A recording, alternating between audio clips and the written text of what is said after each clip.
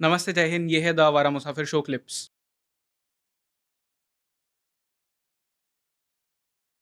केसरी 2 एक ऐसी कहानी है जिसके बारे में शायद बहुत सारे लोग जानते नहीं हैं। एवरीवन नोज़ अबाउट कि जालियनवाला बाग मैसेकर में क्या हुआ, correct, but correct, this specific case इसके करेक्ट, बारे में कोई जानता नहीं है। करेक्ट। सो पहली चीज़ वहीं से शुरुआत करते हैं। Tell me about the research work that has gone into making this film, and secondly Jallianwala Bagh massacre को अराउंड 100 साल के आसपास हो गए, 106 105th साल। एक एनिवर्सरी, जी, एंड आज़ादी मिल के हमें 75+ ईयर्स हो गए। जी, जी। इतना समय कैसे लग गया इस एक केस के बारे में मासेस तक बात पहुंचने में? जी एक्चुअली क्या हुआ कि इस केस के बारे में लोगों को पता नहीं था और इस केस के बारे में लोगों को इसलिए नहीं पता था क्योंकि उस ज़माने में British press censorship was at its peak. तो इस वजह से उन्होंने इस केस की न्यूज़ को एक तरीके से दबाया। हम्म, एक तरीके से दुनिया को ये पता नहीं चलने दिया कि एक ऐसा एक केस हुआ था। फिर एक्चुअली इस केस इसकी ये पूरा केस एक और ये पूरी फिल्म एक बुक पे आधारित है और उस बुक का नाम है case that shook the empire. और ये बुक लिखी है ग्रेट ग्रैंड सन ने, शंकरन नायर, जो शंकरन नायर के थे उनके ग्रेट ग्रैंड सन ने। तो ये बुक कैसे उन्होंने लिखी इसके पीछे भी एक बहुत दिलचस्प कहानी है। तो Raghu Palat ji who is the great grand son, he went to Amritsar and he went to Amritsar. तो अमृतसर में वो जलियांवाला बाग गए और जलियांवाला बाग के पास वहाँ पे एक पार्टीशन म्यूज़ियम है। उस पार्टीशन म्यूज़ियम में उन्होंने एक शख्स की तस्वीर देखी और वो तस्वीर देख के उन्हें लगा अरे ये तो मेरे ग्रेट ग्रैंडफादर हैं। And then for him it slowly opened up अच्छा, तो उन्हें भी नहीं पता था। as to why this photograph is in this museum. And slowly he dug deep into his family's history. Hmm, And then he found out that his great grandfather had actually fought one of the biggest cases that the world didn't know about. फिर उन्होंने पूरी research करी, उन्होंने एक book लिखी and I was very lucky that that book came to me and now we have a movie जिसका नाम है केसरी चैप्टर 2 जो इस बुक पे आधारित है। सो एक ग्रेट ग्रैंडसन है जिसने इस केस के बारे में जी, इतनी अच्छी एक जी, किताब लिखी जिसके जी, ऊपर एक फिल्म जी, बनती है। जी, जी, वेराज एक ग्रेट ग्रैंड डॉटर है, कैरोलिन डायर, जी, हु हैज स्टेटेड कि जो वो लोग थे जालियनवाला बाग में, उन्हें जी, लुटेरा बताया। जी, and I saw some of your clippings जो आई जी, थी जी, अबाउट दिस एंड योर जी, ओपिनियंस। जी। You were very straight up in calling her out. Yes, so it is preposterous. ये मतलब ये गुस्सा दिलाने वाली बात है कि आज तक ब्रिटिश एम्पायर और ब्रिटिश एम्पायर तो छोड़िए, अभी तो एम्पायर रही नहीं, पर उनकी जो कैरोलिन डायर हैं वो आज तक ये समझती हैं कि जो जलियांवाला बाग में जो लोग आए थे वो लूटर्स थे। इससे शॉकिंग बात मैंने नहीं सुनी है, इससे शॉकिंग बात मैंने नहीं सुनी है।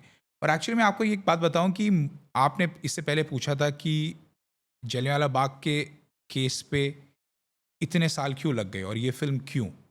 इसका मैं आपको ये जवाब देता हूँ कि मेरे लिए ये केस इसलिए इंटरेस्टिंग था क्योंकि जलियांवाला बाग मैसेकर तो दुनिया को पता है। ये बहुत सारी फ़िल्मों में हम देख भी चुके हैं। But there was one thing which was very fascinating about this court case is that the पूरा का पूरा massacre was a planned conspiracy to kill. Everything down to the T was planned by the Britishers. जैसे अगर मैं आपको एक example दूं, उन्होंने गुरखा और बलूच सोल्जर्स को बुलाया अमृतसर क्योंकि Gurkha and Baluch soldiers were known to be loyal mercenaries of the British. उन्होंने सिख इन्फेंट्री को कंप्लीटली इन द डार्क रखा। तो बाहर से सोल्जर्स आए जो ये मिशन एग्जीक्यूट कर पाए। एक प्लेन, एक हवाई जहाज उड़ा जलियांवाला बाग के ऊपर तकरीबन जनरल डायर के आने से आधा घंटा पहले, और वो प्लेन सिर्फ इसलिए उड़ रहा था ताकि वो एक सर्वेलेंस कर पाए और वो जनरल डायर को जाके ये बता पाए कि अब इनफ लोग आ गए हैं, अब आप अटैक कर सकते हैं। एक और चीज़ जो मुझे पता चली कि एक कर्फ्यू डिक्लेयर किया गया था अमृतसर शहर में उस दिन, और वो कर्फ्यू सिर्फ एक ढोंग था। उन्होंने कर्फ्यू का ऐलान जलियांवाला बाग के हिस्से में किया ही नहीं क्योंकि वो चाहते थे कि लोगों को क्रिमिनल बताया जाए कि ये लोग जो जलियांवाला बाग में आए हैं ये क्रिमिनल हैं, ये कानून तोड़ रहे हैं। तो ये जो सोच उनकी थी जब, वो आज तक जनरल डायर की ग्रैंड डॉटर उसी सोच में विश्वास रखती है। मतलब इससे शॉकिंग बात हो नहीं सकती। राइट। और मैं आपको और शॉकिंग बात बताता हूँ। मैसेकर हुआ, जनरल डायर ने लोगों को मारा। एम्पायर ने क्या किया? एम्पायर ने उसे बचाने की कोशिश करी। एम्पायर ने अपने मीडिया से ये झूठ बुलवाया कि जलियांवाला बाग में जो लोग आए थे वो आतंकवादी थे और उनके हाथों में हथियार थे। अब इससे बड़ा झूठ क्या हो सकता है? वो तो इनोसेंट लोग थे जो बैसाखी मनाने आए थे। इससे मेरा खून खौलता है। इस वजह से हमने ये फिल्म बनाई है। और ब्रिटिश एम्पायर ने क्या किया? उन्होंने जनरल जनरल डायर के लिए एक पेंशन फंड का वो आयोजन किया ताकि उन्हें पैसे मिल पाए। रुडियर्ड किपलिंग, जिसकी कविताएं हम पढ़ते हैं, इतना फेमस पोएट, उसने एक आर्टिकल लिखा और उस आर्टिकल का नाम था General Dyer saved the Indian empire. So the reason why we have made this film and the reason why this case is important is to debunk and demolish this British narrative, is to demolish the narrative which Carolyn Dyer still believes in. In fact अगर हम Kenya की बात करें, Kenya में माओ माओ rebellion हुआ, जी। Same चीज़ें वहाँ पे जी। उन्हें टॉर्चर किया, उन लोगों को जी। सॉडोमी जी। तक बात जी। चली गई जी। थी। जी। इंडिया में बंगाल फेमाइन, जलियांवाला जी। बाग जी। मैसेकर और कई सारी जी। चीज़ें ऐसी। जी। चाइना में ओपीएम वॉर्स। जी। आज तक ब्रिटिश एम्पायर या उनके जो अब लोग हैं, correct. Never have they apologise. Never have they apologized. Do Yeah. You think कि मतलब there is any iota of chance कि they will? This is the least that they can do. This is the least that they should do.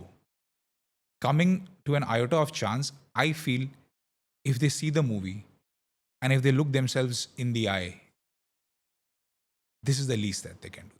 या but I don't think so वो होगा, because उनके तो schools में text books में कहीं इसके बारे में कुछ नहीं पढ़ाया जाता।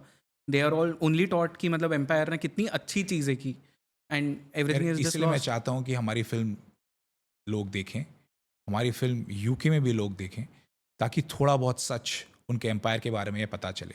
ये सबसे प्रिपोस्टरस और रिडिकुलस बात है कि उन्होंने आके यहाँ पे ट्रेन बनाई, उन्होंने रोड्स अच्छी करी, उन्होंने लोगों को इंग्लिश लैंग्वेज सिखाई, but at what cost? At what cost? You know, civilization advances. Our country was very advanced even before the empire came. And you cannot at one hand, you know, give us trains and give us infrastructure and at the same time loot us and at the same time kill us. This is something that needs to be remedied. या